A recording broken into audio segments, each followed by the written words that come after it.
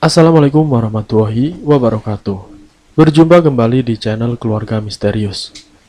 Semoga kita dan kalian semua masih tetap selalu dalam lindungan Allah Subhanahu wa taala. Diberikan kesehatan, dilancarkan rezekinya, dan dimudahkan dalam segala urusan apapun. Amin ya rabbal alamin. Di kesempatan kali ini, saya akan membawakan kisah misteri yang diambil dari Bri Story. Kalian juga dapat mengunjungi tweet beliau langsung ya. Nanti link saya akan sediakan di kolom deskripsinya. Oh iya, di dalam cerita ini nama dan tempatnya disamarkan semua ya, untuk menjaga privasi pihak yang terlibat di dalamnya. Tak perlu lama-lama, mari kita masuk ke dalam ceritanya. Pada kesempatan kali ini, saya akan membawakan kisah misteri yang berjudul Mati Kos di Yogyakarta. Seperti apa kisahnya? Mari kita simak ceritanya. Seperti rumah, tempat kos juga harusnya menjadi tempat kita melepas lelah setelah beraktivitas seharian. Harusnya menjadi tempat kita dapat terlelap dengan tenang. Seharusnya. Tapi banyak tempat kos yang untuk sejenak memejamkan mata pun kita tidak bisa, alias ketakutan. Seperti kos-kosan milik temannya Dita. Dita sendiri yang akan cerita di sini. Dan seperti apa kisahnya? Mari kita mulai. Namaku adalah Dita, mahasiswi angkatan 2017, Universitas Indonesia. Walaupun lahir dan besar di Jakarta, tapi kedua orang tuaku asli dari Yogyakarta. Mereka merantau ke ibu kota sebelum aku terlahir. Karena itulah masih banyak saudara dan kerabat yang tinggal menetap di Jogja. Jadi Yogyakarta mungkin bisa dianggap kota asalku juga. Minimal saat lebaran aku pasti datang mengunjungi kota gudeg yang ramah ini. Selebihnya akan datang dalam rangka liburan ke rumah mbah dan saudara lainnya. Aku sangat menyukai suasana Jogja. Orang-orangnya, lingkungannya, budayanya, aku suka semua. Apalagi rumah mbahku letaknya terbilang masih di pedesaan, jauh dari hiruk-pikuk ramainya kota. Yang paling asik di rumah mbah, ketika bangun pagi dan membuka jendela kamar, pemandangannya adalah hamparan sawah di pedesaan. Itu salah satu yang bikin aku kangen ke Jogja. Pemandangan luar jendela seperti itu tidak akan pernah ditemukan di Jakarta. Namun bukan cerita itu yang akan saya ceritakan. Cerita aku tentang Jogja bukan tentang rumah mbah, tapi ada cerita lain, pengalaman yang lain. Semasa SMU aku memiliki beberapa sahabat. Salah satunya adalah Kiara. Orang tua Kiara tinggal di bilangan Jakarta Selatan. Nah, ketika lulus SMU, aku dan Kiara terpaksa berpisah karena kami diterima di dua universitas yang berbeda. Aku di UI, sementara Kiara di UGM. Ya, akhirnya Kiara kuliah dan tinggal di Jogja. Waktu itu perasaanku senang bercampur sedih. Senang karena kami akhirnya diterima di kampus negeri, sedih karena harus berpisah jauh. Ya kan kamu banyak keluarga di Jogja kan tak? Kan kamu sering ke Jogja. Nanti kamu bisa main ke kosanku. Begitu kata Kiara waktu itu. Benar juga.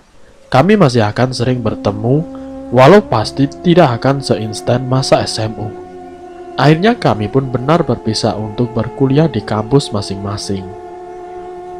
Seiring berjalannya waktu, benar adanya, beberapa kali aku datang mengunjungi Kiara di Jogja.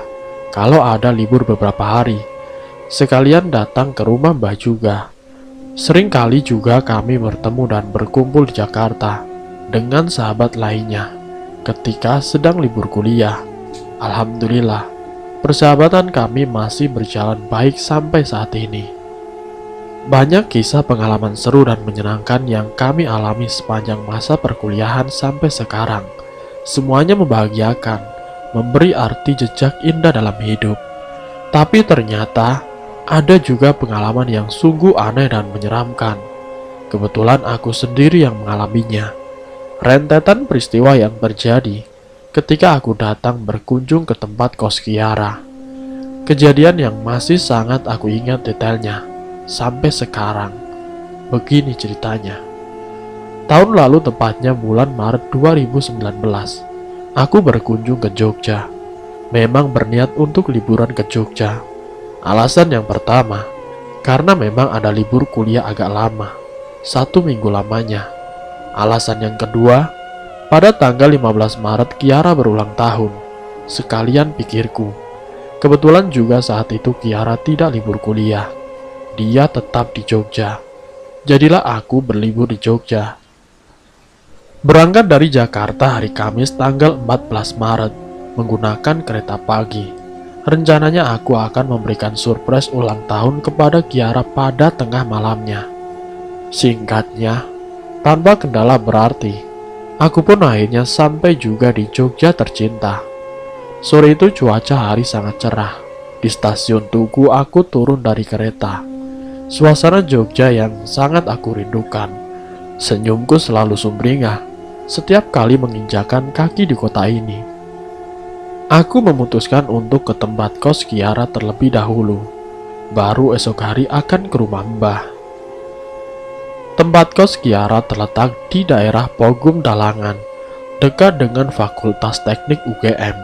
Ya, karena Kiara berkuliah di fakultas itu. Daerah yang agak terlalu jauh dari stasiun Tugu, hanya sekitar 20 menit menggunakan transportasi online. Aku sudah di stasiun ya, Ra. Bentar lagi sampai di kosmu. Kamu mau dititip sekalian? Tanyaku ke Kiara lewat WhatsApp. Alhamdulillah, tidak usah beli apa-apa tak. Kamu kesini saja langsung, jawab Kiara. Aku pun langsung meluncur ke tempat kosnya Kiara. Ketika sampai di kos Kiara, aku pun langsung berpelukan, lalu melepas rindu dengan saling bercerita. Senang rasanya bisa bertemu lagi dengan sahabat yang selalu ceria ini, setelah sudah nyaris 1 tahun lamanya sejak pertemuan terakhir. Memangnya kamu tidak ada kuliah hari ini?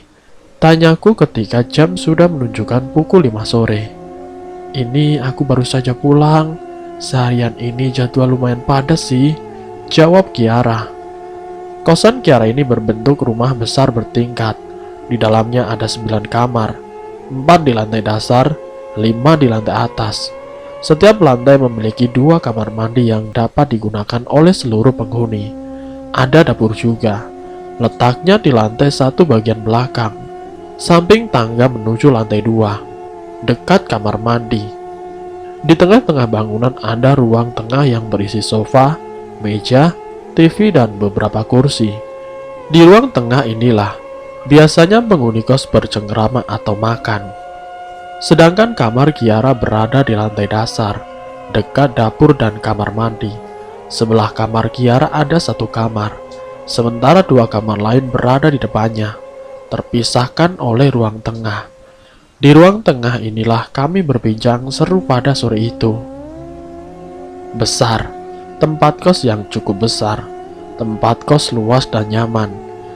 Kiara bilang waktu itu rumah kos sedang tidak seluruhnya terisi, hanya 5 kamar yang berpenghuni, sedangkan 4 sisanya kosong, karena penghuninya baru saja pindah. Perbincangan seru akhirnya harus terhenti karena waktu maghrib tiba. Seluruh penghuni masuk ke kamar masing-masing untuk sholat. Begitu juga dengan kami. Selesai sholat maghrib, Kiara berpamitan untuk keluar sebentar. Katanya mau membeli makanan. Aku keluar sebentar ya.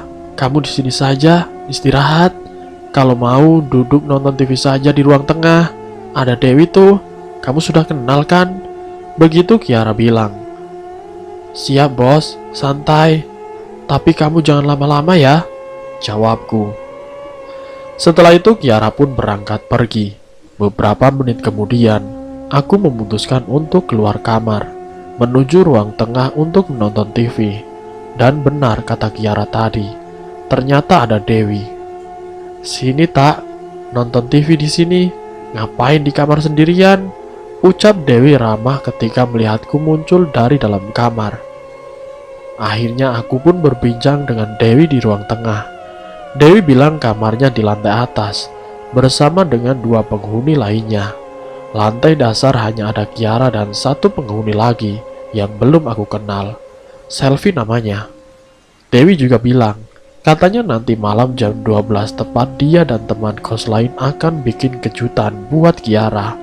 Kejutan ulang tahun. Menjelang jam 12 malam, kamu kebagian tugas jagain Kiara ya. Jangan sampai dia keluar kamar. Aku bareng Selfie nyiapin kue ulang tahun dan lilinnya. Begitu kata Dewi. Kejutan ulang tahun.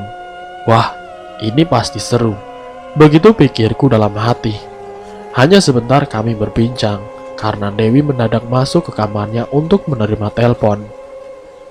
Setelah Dewi pergi, tinggal aku sendirian di ruang tengah. Masih jam 7 lewat sedikit. Di dalam rumah kos ini sudah sangat sepi. Hanya suara TV yang kedengaran dengan volume sedang. Walau sesekali terdengar suara kendaraan melintas di jalan depan rumah, tapi tetap saja isi rumah cenderung sepi. Udara dalam rumah yang tidak terlalu panas membuatku sangat nyaman berlama-lama di ruang tengah. Duduk di sofa empuk, semakin lama posisi duduk semakin bersandar. Lama-kelamaan posisiku nyaris rebahan. Ah, Kiara lama juga ya beli makannya. Begitu ucapanku dalam hati, ketika nyaris sudah 1 jam Kiara belum pulang. Dalam kesendirianku, jari tanganku sesekali menekan tombol remote TV, mencari saluran yang nyaman di hati. Namun kenyamanan ini membuatku mengantuk, ditambah dengan kondisi tubuh yang cukup lelah karena perjalanan dari Jakarta siang tadi. Mataku pun jadi berkedip. Layar TV agak kelihatan ngeblur karenanya. Aku benar-benar mengantuk, nyaris tertidur. Ya, nyaris, karena akhirnya rasa kantuk mendadak hilang karena aku dikagetkan oleh suara pintu terbuka. Pintu kamar sebelah kamar Kiara yang berada di depanku duduk tiba-tiba terbuka. Kamar yang sejak sore tadi aku pikir dalam keadaan kosong, ternyata ada penghuninya. "Mbak," aku menegur perempuan yang muncul dari dalam kamar itu, berbahasa basi sambil membenarkan posisiku menjadi duduk tegak kembali. Masih muda dan cantik, sepertinya mahasiswi yang masih satu angkatan denganku. Dia membalas sapaanku dengan senyuman, hanya senyuman. Berhenti sebentar di depan pintu kamarnya. Kami pun bertatapan beberapa detik lamanya, sebelum dia melanjutkan langkah ke belakang rumah. Sepertinya menuju kamar mandi atau dapur. Aku tidak tahu pasti, karena setelah itu, Kiara datang dan langsung mengalihkan perhatianku. "Maaf ya tak, lama menunggu. Tadi aku bertemu teman kampus, jadinya ngobrol deh," ujar Kiara. Setelah itu kami tetap di ruang tengah, makan dan lanjut berbincang.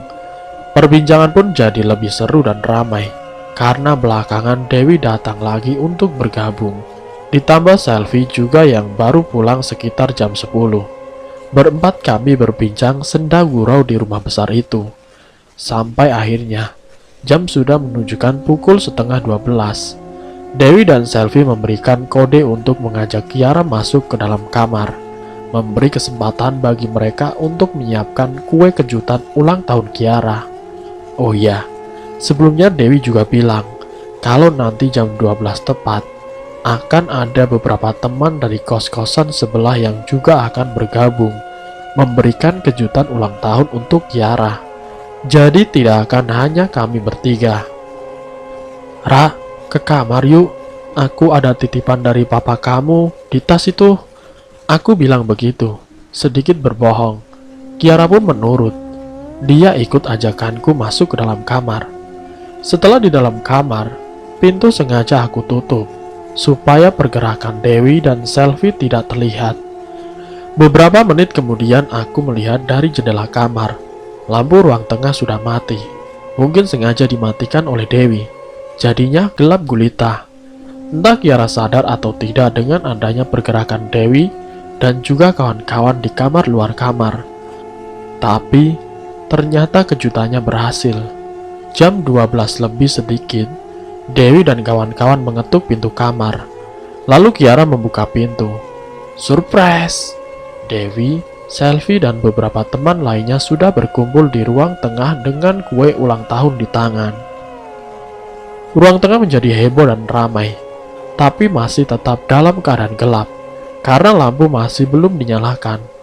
Saat heboh dan ramai di dalam gelap itulah, aku melihat ada hal yang aneh. Aku baru ingat dengan perempuan yang tinggal di kamar sebelah. Perempuan yang aku sapa ketika sedang sendirian di ruang tengah jam 8 tadi. Aku baru teringat lagi dengannya, karena aku melihat dia tengah berdiri di depan pintu kamarnya, yang dalam keadaan terbuka. Ruang tengah masih gelap gulita, penerangan hanya dibantu oleh sedikit cahaya dari luar rumah, yang masuk dari sela-sela jendela. Sebelumnya agak terang, karena ada cahaya dari lilin kue ulang tahun, tapi hanya sebentar, karena Kiara meniup lilin itu hingga padam. Nah, di sini aku melihat perempuan kamar sebelah itu hanya berdiri diam di depan pintu kamarnya ketika kami tengah heboh dan ramai. Baru saja aku berniat hendak mengajaknya bergabung. Tiba-tiba ruang tengah kembali terang benderang. Dewi atau Selfie yang menyalakan lampunya. Teriakan heboh ramai kembali meriuhkan suasana, menghalangi pandanganku ke perempuan kamar sebelah itu. Namun beberapa detik setelah lampu menyala, perempuan itu menghilang, tidak ada di tempatnya lagi. Mungkin sudah masuk ke kamarnya lagi, begitu pikirku. Setelah itu kami pun melanjutkan acara, memotong kue dan memakannya bersama-sama. Kembali perhatianku teralihkan, padahal sangat penasaran dengan perempuan itu. Aku ingin sekali bertanya tentang dia kepada Kiara atau Dewi. Singkatnya acara pun selesai. Jam 1 lewat aku dan Kiara sudah berada di dalam kamar. Terima kasih loh tak kejutannya. Jauh-jauh kamu dari Jakarta untuk ini, ucap Kiara. Sekalian aku liburan kan, Ra? Kamu jangan GR deh, jawabku. Oh iya, nanti aku ada kuliah pagi. Jadi sekitar jam 7 sudah berangkat ke kampus. Kamu kalau di sini sendirian tidak apa-apa kan? Nanti kalau kamu pergi, kunci kos kamu titipkan di ibu warung depan saja, ujar Kiara. Tidak apa-apa, Ra. Aku juga harus ke rumah mbahku dulu kan. Paling nanti jam 9 aku jalan dari sini. Besok atau lusa aku main ke sini lagi, jawabku menjelaskan. Jadi begitu. Kiara bilang dia ada kuliah pagi, jadi akan meninggalkanku di tempat kosnya. Lagi pula aku harus ke rumah mbahku, kangen juga dengan beliau. Rencananya jam 9 pagi aku akan berangkat ke rumah mbah. Setelah selesai berbincang, sekitar jam 2 kami pun terlelap. Paginya aku pun sempat terbangun sebentar, jam setengah 7 tadi, ketika Kiara pamit berangkat ke kampusnya. Tapi setelah itu, terlelap lagi, kira-kira 1 jam. Hampir jam 8 aku baru benar-benar bangun dari tidur, lalu berniat untuk ke kamar mandi. Rumah kos ini sangat sepi, tidak terdengar suara penghuninya. Menurutku mungkin mereka semua sudah beraktivitas di kampus. Tidak terdengar suara TV juga dari ruang tengah, benar-benar sangat sepi. Hanya sesekali terdengar suara kendaraan yang melintas di jalan depan. Selebihnya sangat hening sekali. Dari selah jendela kamar, aku juga melihat kalau ruang tengah masih gelap. Hanya cahaya sinar matahari yang sedikit menembus masuk dari jendela depan. Ketika nyawa sudah benar-benar terkumpul, barulah aku mulai berdiri untuk beranjak keluar kamar. Tapi ketika belum sempat membuka pintu, lewat jendela kamar lagi-lagi aku melihat perempuan yang tinggal di kamar sebelah. Dia jalan melintas lewat depan kamar Kiara, berjalan ke arah dapur dan kamar mandi. Apa dia belum berangkat ngampus? Begitu pikiran dalam hatiku. Agak sedikit lega melihat dia, karena berarti aku tidak sedang benar sendirian di rumah sebesar ini. Setelah bergumam sendiri lalu dengan niat bulat aku keluar menuju kamar mandi. Sesampainya di kamar mandi yang letaknya di samping tangga atas dan di depan dapur, ternyata aku tidak melihat perempuan itu. Padahal sudah berniat hendak bertegur sapa lagi dengannya. Dapur kosong, tidak ada orang. 2 pintu kamar mandi semuanya dalam keadaan terbuka, menandakan kalau tidak ada yang menggunakan. Kemana dia? Tanyaku dalam hati. Aku sedikit bingung, karena tadi jelas-jelas aku melihatnya berjalan lewat depan kamar. Ah, mungkin dia naik ke lantai atas. Sekali lagi aku bergumam, mengambil kesimpulan sendiri. Ya, memang satu-satunya jalan dia ke atas. Tidak ada lagi. Karena dapur dan kamar mandi tidak ada orang. Tanpa pikir panjang aku langsung masuk kamar mandi dan mulai membersihkan diri. Setelah selesai aku pun langsung kembali ke kamar. Di dalam kamar aku membiarkan pintu dalam keadaan terbuka. Jadi dari dalam dapat terlihat ruang tengah dengan jelas. Sibuk aku membereskan tas, karena sebentar lagi harus berangkat ke rumah Mbah. Begitu fokusnya aku membereskan barang-barang, sampai-sampai tidak menyadari kalau mungkin sejak tadi sudah ada seseorang yang sedang duduk di sofa panjang ruang tengah. Aku sedikit terkejut ketika akhirnya sadar akan hal itu. Ternyata perempuan sebelah kamar, dia sudah berada di ruang tengah, duduk menghadap TV yang sedang dalam keadaan mati, duduk menghadap kamar Kiara yang pintunya dalam keadaan terbuka. Ada aku di dalamnya tengah berberes. Dia duduk diam memandangku. Setelah kagetku mereda, aku tersenyum kepadanya. Dia pun membalas senyumanku. Tanggung, sedikit lagi selesai. Maka aku meneruskan membereskan barang-barangku. Setelah beres-beres nanti aku akan datang menghampirinya. Akhirnya sudah selesai. Lalu aku berdiri, lalu berniat untuk keluar kamar. Alangkah terkejutnya aku. Ternyata perempuan itu sudah tidak duduk di sofa panjang lagi. Namun tiba-tiba, dia sudah berdiri tepat di depan pintu kamar Kiara. Ya, tentu aku terkejut. Tidak ada suaranya, tapi tiba-tiba sudah berdiri di depan pintu. Hai Mbak, kita belum kenalan dari kemarin. Aku Dita, temannya Kiara. Sapaku tersenyum sambil mengeluarkan tangan mengajak bersalaman. Dia masih diam berdiri sambil tersenyum datar, tapi menyambut uluran tanganku. Kami pun bersalaman. Aku Naira. Begitu dia bilang dengan pelan. Mbak Naira tinggal di kamar sebelah kan? Tanyaku. Kenapa semalam tidak ikut ngobrol di sini, Mbak? Lagi-lagi aku bertanya. Kembali dia terdiam, hanya menggeleng. Dalam remangnya ruang tengah, aku melihat kalau Naira ini perempuan cantik. Rambutnya panjang sebahu, tubuhnya langsing berkulit putih, mengenakan celana jeans panjang berkaus putih lengan panjang. Tapi ada yang aneh, wajahnya pucat seperti orang yang kelelahan. Sebentar lagi saya pamit ya Mbak, mau berkunjung ke rumah Mbak saya, masih di daerah Jogja juga kok. Kembali aku yang membuka percakapan. Lagi-lagi dia hanya diam, kemudian mengangguk pelan. Setelah itu Naira berjalan meninggalkanku, lalu masuk ke kamarnya. Penghuni yang aneh, pendiam sekali, begitu pikirku dalam hati. Tidak lama setelahnya aku berangkat meninggalkan rumah kos Kiara. Hari Minggunya Kiara memintaku untuk ke tempat kosnya lagi. Dia mau mengajakku jalan-jalan keliling Yogyakarta. Banyak angkringan baru yang menurut dia tempatnya enak untuk makan dan ngobrol. Katanya mumpung hari Minggu, dia tidak ada kegiatan perkuliahan sama sekali.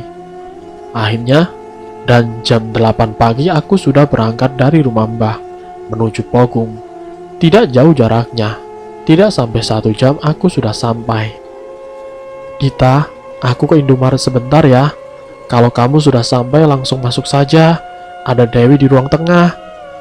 Aku membaca pesan WA dari Kiara ketika sudah tepat di depan rumah kosnya. Oke, aku sudah di depan kos kamu kok, balasku. Lalu kemudian aku langsung membuka pagar dan masuk ke terasnya. Sepertinya rumah masih sepi, karena ketika mengetuk pintu pertama kali, tidak ada yang membukanya. Selang beberapa menit, aku kembali mengetuk pintu.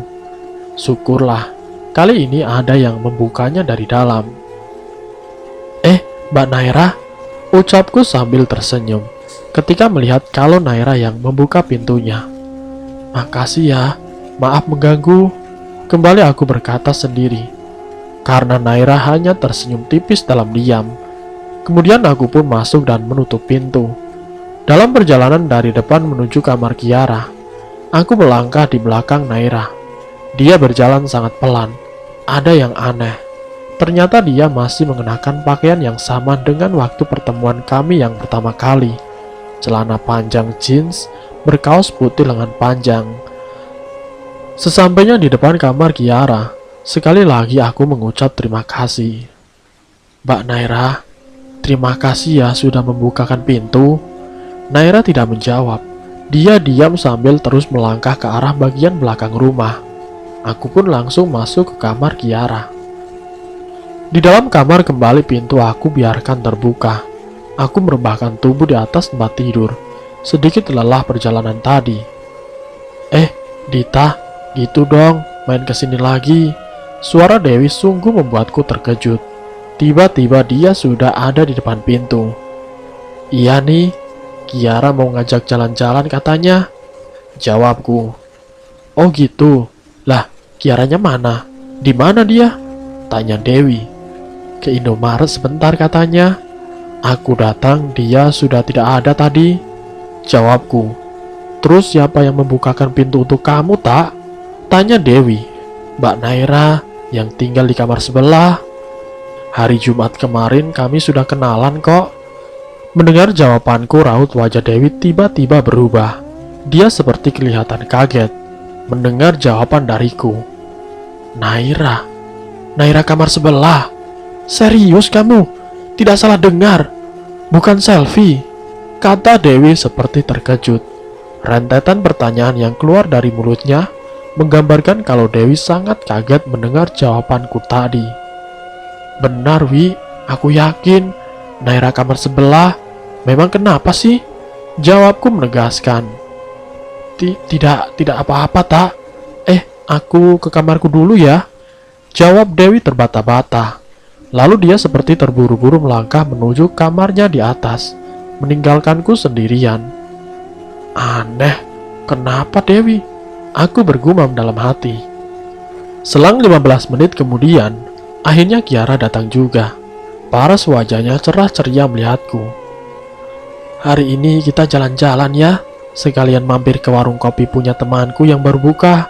Enak tempatnya, begitu katanya. Lalu kami berbincang panjang lebar. Tapi perbincangan mendadak berhenti ketika sudah sampai di bahasan tentang Naira. Jadi tadi Dewi kan yang membukakan pintu? Tanya Kiara. Bukan, Ra, bukan Dewi, tapi Naira, teman kamu yang di kamar sebelah. Jawabku dengan polos. Naira? Serius kamu tak? Kembali Kiara bertanya. Kali ini dia dengan wajah serius. Kamu persis seperti Dewi tadi. Langsung aneh begitu aku menyebut nama Naira. Memang ada apa sih? Tanyaku penasaran. Nanti saja ceritanya. Kita jalan sekarang aja yuk. Tiba-tiba Kiara langsung mengajakku pergi. Saat itu juga. Ada apa sih ini? Gumamku. Singkat cerita, kami akhirnya sampai di tempat warung kopi milik temannya Kiara. Disinilah Kiara bercerita panjang lebar.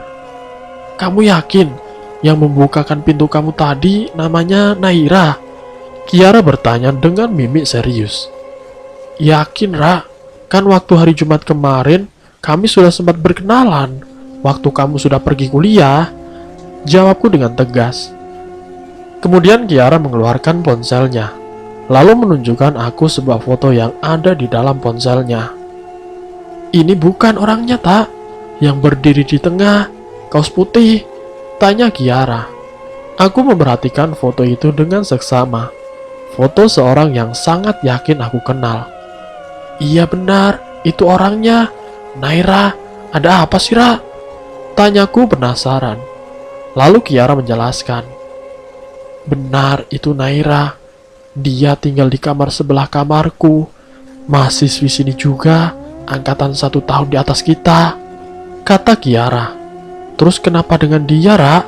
Tanyaku semakin penasaran. Naira sudah meninggal sebulan yang lalu, Ra. Kecelakaan motor bersama adiknya ketika mau pulang ke rumahnya di Semarang. Adiknya selamat, sementara Naira meninggal di tempat. Rumah kosku itu ada 9 kamar. Sebelum Naira meninggal, semua kamar terisi penuh. Setelah dia meninggal, satu persatu penghuni pergi pindah kos karena mereka bilang masih suka melihat kehadiran Naira di dalam rumah. Mereka ketakutan sehingga memutuskan untuk pindah kos. Sekarang di rumah itu tinggal menyisakan aku, Dewi, Selvi, Rena, dan Indri. Rena dan Indri sudah sangat jarang tinggal di rumah itu, lebih sering menginap di kos temannya. Sambil mencari kos-kosan yang baru, mereka ketakutan. Aku terenyak mendengar penjelasan panjang dari Kiara, terkejut karena aku memang sudah beberapa kali berinteraksi dengan Naira yang ternyata sudah meninggal 1 bulan sebelumnya. Dan cerita pun selesai. Itulah cerita seram yang dialami oleh Dita. Semoga cerita ini bisa memberikan pengalaman untuk kita, dan semoga kita semua selalu dalam lindungan Allah Subhanahu wa Ta'ala. Ambil sisi positifnya dan buang jauh-jauh sisi negatifnya. Terima kasih untuk kalian yang sudah mampir di channel kami. Jika kalian tertarik dengan video kami, silakan tekan tombol like, share, dan komen. Tekan subscribe untuk mengikuti video-video kami yang selanjutnya. Wassalamualaikum warahmatullahi wabarakatuh.